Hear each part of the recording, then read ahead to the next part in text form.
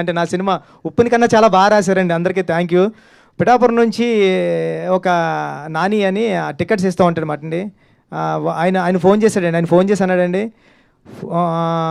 Cinema ఆయన ice cream అమ్ముతూ ఉంటాడు. ఇప్పటికే దాంట్లో ఏదో ఫుడ్ అమ్మేది ఉంది. 70 లక్షలు లాస్ వచ్చిందంటండి ఇప్పటికి ఆయనకి, ఇంతకుముందు సినిమాలు అన్నట్ల నుంచి. సార్ ఈ సినిమా 4 వారాలు ఆడుతుంది, ఎవరేమనుకున్నా మీరు పడుకోండి అని ఒక టికెట్ కౌంటర్ దగ్గర టికెట్ చింపే అబ్బాయి చెప్పాడండి. సూపర్. 4 వారాలు ఆడుతుందని. థ్యాంక్ యూ అండి. సార్ ఈ సినిమాలో 3 స్పోర్ట్స్ ఉన్నాయి కదా సార్. ఒకటి రెజ్లింగ్, కుస్తీ ఒకటి, క్రికెట్ ఒకటి అండ్ రన్నింగ్ ఒకటి కదా.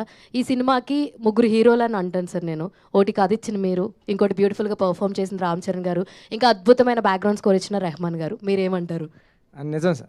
అంటే నేను పక్కన పెట్టాను కదండి, మా 3వ హీరో సతీష్ గారండి.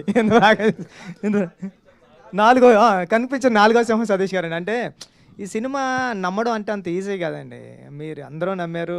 ఫస్ట్ మేమందరం ఇప్పుడు చరణ్ సార్ నేను ఏదో ఆగతాయితనంగా ఒక కథ రాసేస్తానండి, ఇలా ఉంటుందని. దాంట్లో కమర్షియల్ ఎలిమెంట్స్ పెట్టడానికి చాలా ట్రై చేశాను. చరణ్ సార్ కూడా దాన్ని నమ్మారు, సతీష్ గారు కూడా దాన్ని నమ్మి ప్రొడక్షన్ వాల్యూస్ అలాగే ఇచ్చారంటే అది మామూలు విషయం కాదండి. మేము ఏదైతే నమ్మామో అది ప్రేక్షకులు కూడా నమ్మారండి. ఇప్పుడు నేను వెళ్తుంటే ఫ్యామిలీస్ అందరూ కూడా చాలా ఏజ్డ్ ఉంటున్నారండి, మెట్లు కూడా ఎక్కలేకపోతున్నారు. వాళ్ళు కూడా వచ్చి సినిమా చూసి, నేను స్క్రీన్ వైపే చూస్తున్నా ఏం చేస్తారని, ఆ స్క్రీన్ వైపు కాదండి, ఆపోజిట్ మీడియా అది ఆడియన్స్ వైపే చూస్తా ఉన్నా, ఇలా కళ్ళు తుడుచుకుంటున్నారు, అన్నీ చూస్తున్నారు అంటే చాలరా అనుకున్నా సార్. సార్ మీరు కొన్ని విజువల్స్ కవర్ చేయలేదు కానీ వీల్ చైర్తో సినిమాకి వచ్చి చూసిన వాళ్ళు ఉన్నారు. అండ్ వేరే అదర్ కంట్రీస్ నుంచి వచ్చి సినిమాని ఒక 10 సార్లు చూసిన ఆడియన్స్ని కూడా మేము చూడడం జరిగింది అనమాట.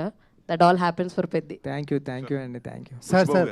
ఫైనల్ క్వశ్చన్ సార్, క్రికెట్లో హెలికాప్టర్ షాట్స్ చూసాము, స్కై షాట్స్ చూసాం, హార్దిక్ పాండ్యా షాట్స్ చూసాం. మీరు మాత్రం ఈ పెద్ద షాట్స్ అనేది చాలా బాగున్నాయి సార్. అలా ఎక్కడ కనిపెట్టారు ఆ షాట్స్? ఒకవేళ ఐపీఎల్ ముందు కనుక వచ్చి ఉంటే ఈ షాట్స్ బాగా ఇంకా వైరల్ అయ్యేవి అని. కొన్ని ఐపీఎల్లో తీసుకున్నామండి, కొన్ని రూరల్ ఏరియాలో కుర్రలు ఆడతారు కదండి. ఎందుకంటే కట్స్ బాల్కి అయితే తగులుతుందండి, అది దెబ్బ తగులుతుంది కాబట్టి కొద్దిగా కేర్ఫుల్గా ఆడాలి. కార్క్ బాల్ కంటే పర్లేదు, ఇష్టం వచ్చినట్టు కొట్టచ్చు, అంత దెబ్బ తగిలినా గట్టిగా తగలదు కాబట్టి అండి. తగులుతుందండి. బుచ్చిబాబు గారు సార్ సినిమా అంతా ఒక ఎత్తు అంటే క్లైమాక్స్ వరకు వచ్చేసరికి చరణ్ గారు లాంటి ఒక మాస్ హీరోని తీసుకున్నప్పుడు ఆయనకు చాలా ఎక్స్పెక్టేషన్స్ ఉంటాయి.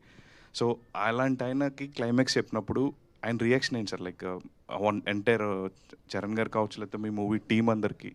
సార్ క్లైమాక్స్ ఇప్పుడైతే ఆడియన్స్ ఏదైతే రియాక్షన్ ఇస్తున్నారో అదే రియాక్షన్ వచ్చిందండి. చరణ్ గారు లేచి హగ్ చేసుకున్నారు, సూపర్ ఫిల్మ్ చేస్తున్నాం మనం అంటే. ఒక కమర్షియల్ ఫిల్మ్ ఆడియన్స్ కూడా మారిపోయాడండి. ఇప్పుడు రెగ్యులర్గా ఒక ఐటెం చెప్తుంటే ఆయన కూడా అంత తీసుకోవడం లేదు. ఒక వెరైటీ చెప్పడం, ఒక కమర్షియల్ ఎలిమెంట్లో కూడా ఒక మెసేజ్ ఇవ్వడం. ఇది 10 సంవత్సరాల క్రితం వచ్చి ఉంటే ఆడియన్స్ ఎలాంటి ఇట్టిచ్చేవడం నాకు తెలియదు కానండి. ఇప్పుడు ఆడియన్స్ అయితే చాలా మంచివాళ్ళు. ఇలాంటి మెసేజ్ ఉన్న సినిమాని ఆదరించారంటే మామూలు విషయం కాదండి. Thank you so much. Yeah, mic ఇవ్వండి. మీరు నా ఇంటర్వ్యూలోనే ఒక మాట చెప్పారు ఏంటంటే, అదే నేను thumbnail కూడా పెట్టా. సురేఖ్ గారు చూసి ఎలా ఫీల్ అవుతారు అని చెప్పి నా వైఫ్ భయపడుతుందండి అని చెప్పారు మీరు. నిజంగా ఆ సీన్స్ చూసిన తర్వాత సురేఖ గారు మీతో what she has expressed are what she shared with you అండి, ఆ emotional scenes about the whole film? అప్పటికే నేను తిరుపతిలో ఉన్నానండి. సినిమా ప్రీమియర్స్ పడినప్పుడు నేను తిరుపతిలో ఉన్నానండి. మా గురువు గారు సుకుమార్ గారు వెళ్ళిపోయారండి అక్కడికి, చరణ్ గారి దగ్గరికి. సురేఖ గారు అయితే సుక్కు సార్ని పట్టుకొని, చరణ్ గారిని పట్టుకొని ఏం సినిమా తీసావు అని ఊగిపోయారంటండి. ఒక 1 అవర్ వదలలేదంటండి చరణ్ సార్ని పట్టుకొని. నాకేమో సుష్మిత గారు కాల్ చేశారండి, ఆమె ఏడుస్తూ కాల్ చేశారండి. చేస్తుంటే మేడం నేను ఫ్లైట్లో ఉన్నా, ఫ్లైట్ టేకప్ అవుతుంది, నేను తర్వాత చేస్తానని. వెంటనే నేను అప్పుడు 11:30 అయిందండి, నేను తిరుపతి నుంచి రాబోతులకి హైదరాబాద్. మేడం దగ్గరికి వెళ్ళాను, చాలా మంచి ఇలాంటి సినిమా తీసావు, చాలా థ్యాంక్ యూ అని చాలా బాగా చెప్పారండి. ఫెంటాస్టిక్. అయితే ఇందులో లాస్ట్ స్ట్రోక్ ఆఫ్ ఎప్రిసియేషన్ ఏంటంటే, అంటే ఇది ఎప్పుడో ఎక్కడో జరుగుతుంది స్క్రిప్ట్ పరంగా, కానీ మీరు పెద్ద క్యారెక్టర్కి రామ్ చరణ్ గారికి మధ్యలో ఉన్న గీతని చెరిపేసి 2 ఒకటి చేశారండి. That is your achievement in this film. Congratulation. Thank you sir. Thank you so much sir. Thank you Nagendra Kumar గారు. థ్యాంక్ యూ అందరికీ, మీడియా వారందరికీ ప్రత్యేకమైన కృతజ్ఞత తెలియజేసుకున్నాం.